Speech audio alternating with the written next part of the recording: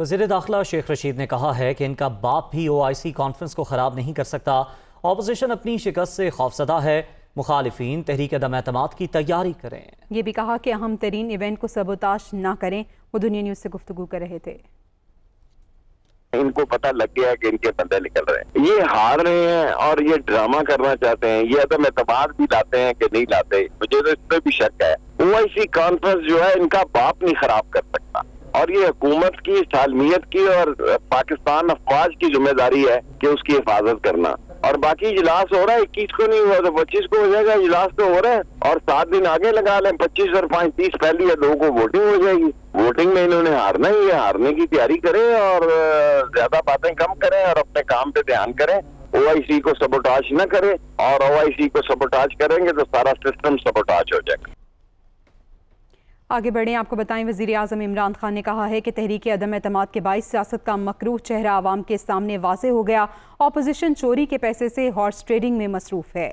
پوری قوم کے سامنے ارکان کی خرید و فروخت ہو رہی ہے۔ وہ راولپنڈی میں تقریب سے خطاب کر رہے تھے۔ یہ پاکستان میں بہت زبردست کام ہو گیا، یہ جو نو کانفیڈنس موشن، اور میں آپ کو بتاتا ہوں کیوں ہوا ہے۔ دیکھیں، لوگوں کو کبھی نہ کبھی پتہ چلنا تھا کہ یہ جو ایک پالیٹکس پاکستان میں آ گئی ہے پیسے کی، اور اتنے کھل کے پیسے کی پالیٹکس سامنے آ گئی ہے کہ لوگوں کو منڈی لگی ہوئی ہے ضمیر خریدنے کے لیے۔ چوری کا پیسہ، سندھ گورنمنٹ کا تو پیسہ کا مطلب عوام کا پیسہ ہے، اور وہ بھی چوری کا پیسہ، کیونکہ اللیگل ہے کہ آپ اس پیسے کو استعمال کریں پولیٹیشنز کے ضمیر خریدنے کے لیے، اور یہ اوپن ہو رہا ہے، یعنی یہ چھپ کے نہیں ہوئی۔ سندھ سے انہوں نے منگوائے اپنے، یہ بھی کبھی نہیں ہوا کہ پولیس منگوائی اس کو بچانے کے لیے سندھ ہاؤس کو۔ یعنی کون سی ایسی چیز ہو رہی تھی جو ایکٹیویٹی آپ کو جس کو چھپانا پڑے اور بچانا پڑے اور رات کے اندھیرے میں کام کرنا پڑے، اس میں اللیگل ایکٹیویٹی ہے نا۔ وفاقی وزیر فواد چودھری نے کہا ہے کہ ضمیر فروشوں کو نوٹس جاری کر دیے، توبہ کا دروازہ بھی کھلا ہے، شطرنج کی چالیں بھی ہمارے پاس ہیں اور مستقبل بھی ہمارا ہے۔ حکومت نہ پہلے کہیں جا رہی تھی، نہ اب جا رہی ہے، نہ اس کے بعد جائے گی۔ حماد اظہر کا کہنا تھا غلطی کا احساس ہونے پر منحرف ارکان واپسی کے لیے رابطے کر رہے ہیں۔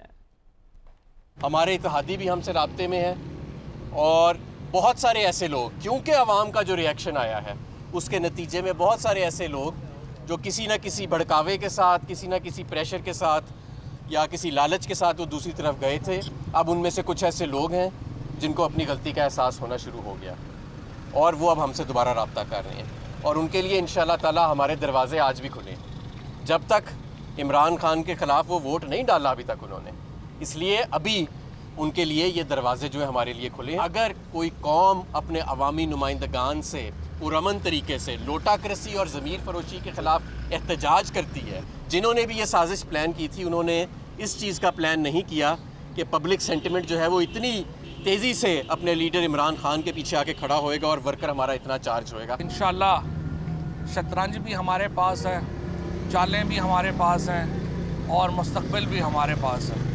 تو یہ لوگ جو بادشاہ کو گرانے نکلے تھے، ان کو پتہ ہی نہیں تھا کہ راستے میں مشکلات کیا آئیں گی۔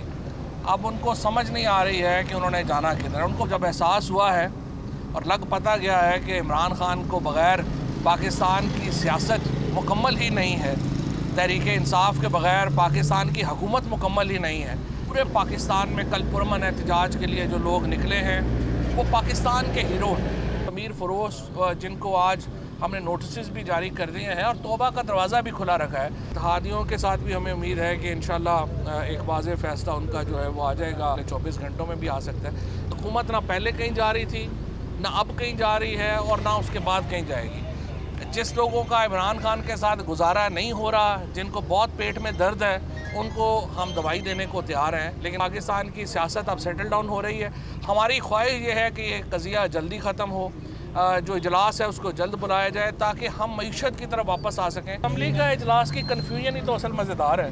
ہم کہہ رہے ہیں اتنا خرچہ جن کے اوپر ہو رہا ہے کرتے رہے، وہاں روزانہ ماشاءاللہ کریٹوں پہ کریٹ جا رہے ہیں۔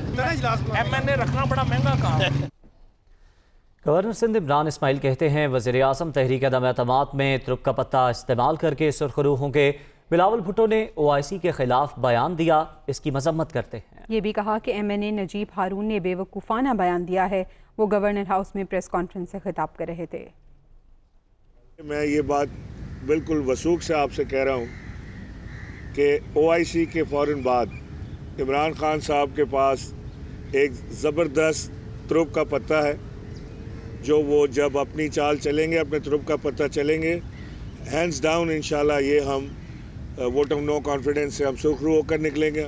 بلاول بھٹو صاحب نے بھی ایک دھمکی دی ہے کہ دیکھتے ہیں کہ OIC کانفرنس کیسے ہوتی ہے۔ یہ 15 سال کے بعد OIC ہو رہی ہے اور وہ وہاں بیٹھ کے کہہ رہے ہیں کہ دیکھتا ہوں OIC کیسے ہوتی ہے پاکستان میں۔ تو میں بھی یہ جواب دینا چاہتا ہوں کہ میں دیکھتا ہوں کہ کون مائی کا لال OIC پاکستان میں ہونے سے روک سکتا ہے۔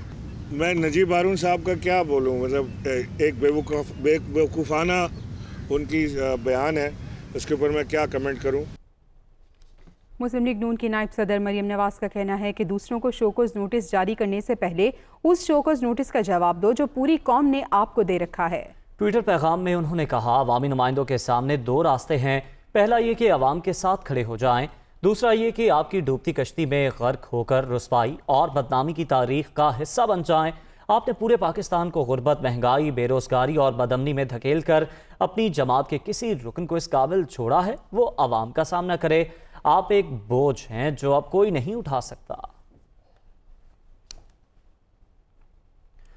حکومت کا روٹھوں کو بنانے کا مشن جاری ہے۔ وفاقی وزیر پرویز خٹک نے ترین گروپ کے رہنما اون چودھری سے رابطہ کر کے معاملات سلجھانے پر بات چیت کی۔ ترین گروپ کے اون چودھری کی جانب سے رابطے کی تصدیق کرتے ہوئے کہا گیا کہ گزشتہ رات پرویز خٹک نے رابطہ کیا۔ انہوں نے ترین گروپ کو فوری طور پر انتہائی قدم نہ اٹھانے کی درخواست کی۔ پرویز خٹک نے کہا کہ اہم فیصلے کرنے میں جلدی مت کریں، جلد اہم پیش رفت سے آگاہ کریں گے۔ دوسری طرف اون چودھری سے وفاقی وزیر فواد چودھری کا بھی ٹیلی فونک رابطہ ہوا ہے۔ ایشیائی ترقیاتی بینک کے نائب صدر شی جن نے کہا ہے کہ پاکستان کی معیشت کے استحکام اور پاکستان میں جاری ترقیاتی منصوبوں کی فنڈنگ جاری رکھیں گے۔ ایشیائی ترقیاتی بینک کے نائب صدر نے پاکستان کا 5 روزہ دورہ مکمل کر لیا۔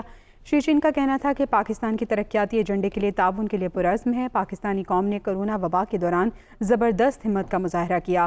ملکی معاشی بحالی اس بات کا ثبوت ہے۔ نائب صدر ایشیائی ترقیاتی بینک نے کہا کہ اصلاحات، انفراسٹرکچر اور معاشی ترقی کے لیے قائم جاری رکھا جائے گا۔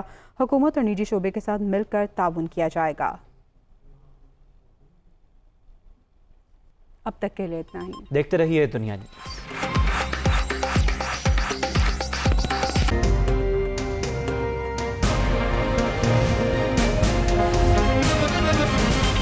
دنیا خبر کی دنیا